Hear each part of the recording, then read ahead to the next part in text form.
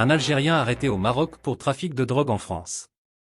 Un citoyen algérien, recherché par les autorités françaises pour trafic de drogue, a été arrêté récemment au Maroc.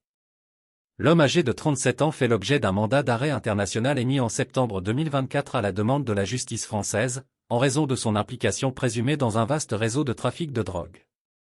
Selon le quotidien espagnol El Faro Ceuta, cette opération, résultat d'une étroite collaboration entre les services de renseignement marocains, la Direction générale de la surveillance du territoire, DGST, et Interpol, a permis de démanteler une partie d'un vaste réseau criminel s'étendant sur plusieurs continents. L'interpellation a eu lieu dans la région de Marrakech, un carrefour stratégique pour les trafiquants de drogue souhaitant acheminer leur cargaison vers l'Europe. Le trentenaire algérien était en possession de faux papiers et résidait illégalement au Maroc. Les enquêteurs ont rapidement établi un lien entre lui et un réseau criminel basé à Marseille, une ville française connue pour être une importante plaque tournante du trafic de stupéfiants. Les investigations ont révélé que l'Algérien jouait un rôle d'intermédiaire dans la logistique de ces opérations.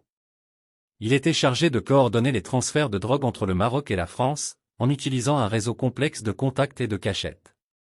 Les autorités françaises avaient émis un mandat d'arrêt international à son encontre suite à plusieurs mois d'enquête, le soupçonnant d'être impliqué dans l'importation de grandes quantités de cocaïne et de résine de cannabis. Le ressortissant algérien sera extradé en France.